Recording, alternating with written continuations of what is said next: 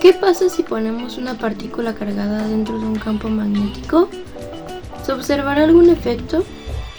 Experimentalmente es observado que si se coloca una partícula cargada, la cual está en reposo dentro de un campo magnético, esta no interactúa con el campo. Pero si esta partícula se desplaza con una velocidad a través del campo magnético, esta experimentará una fuerza debida al campo. A esta fuerza se le conoce como la ley magnética o ley de Lorentz.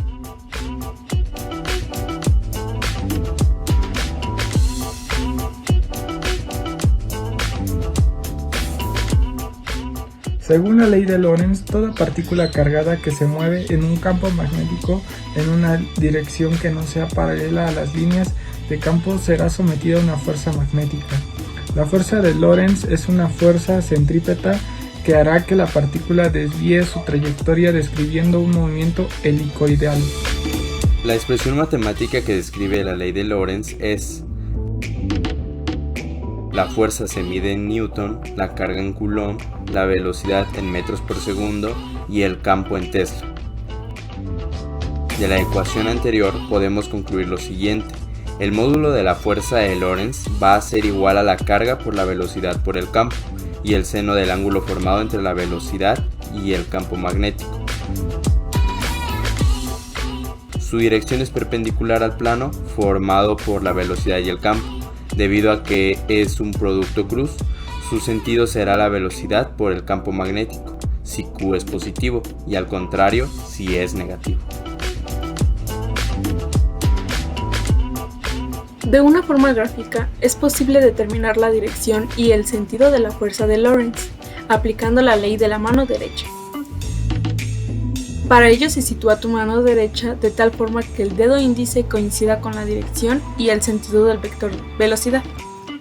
El dedo medio o corazón coincida con la dirección y el sentido del campo magnético. Si la carga es positiva, el dedo pulgar estará indicando la dirección y el sentido de vista fuerza. Si es negativa, tu pulgar estará indicando la dirección por un sentido contrario. Ahora, como notación, cuando el vector campo magnético se dibuja en una hoja o papel, saliendo o entrando perpendicularmente de esta, se utiliza la siguiente simbología: M vector entrando a la hoja y vector saliendo de la hoja. Si analizamos la expresión de la ley de Lorentz, podemos inferir que la fuerza magnética alcanza su máxima magnitud cuando la fuerza de la particular entra perpendicular al campo magnético. Por ende, el ángulo es igual a 90 grados, ya que el seno de 90 grados es igual a 1. En este caso, la fuerza magnética es máxima y su formulación magnética se describe así. En este caso, la partícula describirá un movimiento de forma circular uniforme de radio r.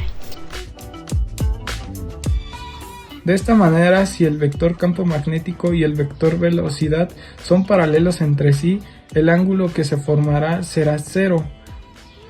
Y como el seno de 0 es igual a 0, por lo tanto no ejerce la fuerza magnética sobre la carga y su trayectoria no cambiará de dirección, o sea, la partícula no se desviará.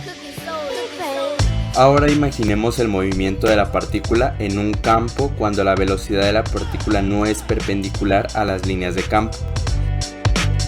Si una partícula cargada entra en un campo magnético con una velocidad que formó un ángulo θ, con la inducción magnética la trayectoria de la partícula se desviará y no será plana.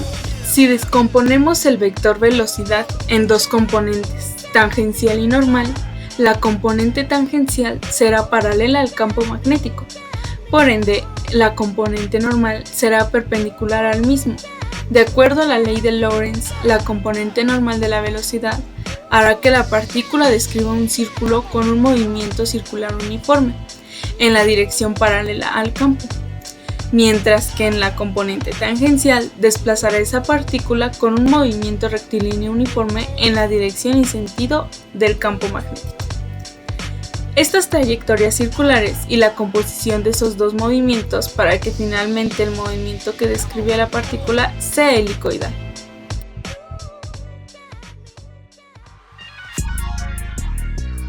En este video cápsula aprendiste que si una carga eléctrica en movimiento entra en un campo magnético, ésta experimentará una fuerza magnética, la cual hará que su trayectoria cambie.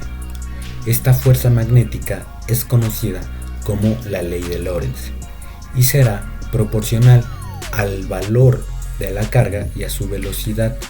Además, siempre tendrá una dirección perpendicular a la velocidad de la carga.